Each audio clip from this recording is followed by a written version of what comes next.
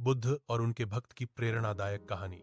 बहुत समय पहले, जब गौतम बुद्धा ज्ञान प्राप्त कर चुके थे, वे गांव गांव जाकर लोगों को सत्य, करुणा और अहिंसा का संदेश देते थे।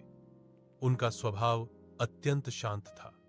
कोई उन्हें अपशब्द कहता, तब भी वे मुस्कुराकर उत्तर देते। उनका सबसे बड़ा गुण था करुणा। वे हर प्राणी को समान समझते थे। दूसरा गुण था धैर्य। कठिन परिस्थितियों में भी वे क्रोध नहीं करते थे। और तीसरा गुण था सत्य का पालन। वे सदा सच्चाई के मार्ग पर चलते थे। एक दिन वे एक छोटे से गांव में पहुंचे। वहां के लोग आपस में झगड़ते रहते थे। बुद्ध ने उन्हें समझाया, क्रोध से दुख बढ़ता है और प्रेम से शांति आती है। उनकी मधुर वाणी सुनकर लोगों का हृदय बदलने लगा। उसी गांव में सुदत्त नाम का एक युवक रहता था। वह बुद्ध का भक्त बन गया। सुदत्त ने केवल उनकी पूजा ही नहीं की, बल्कि उनके उपदेशों को अपने जीवन में उतारा। उसका पहला गुण था सेवा भावना।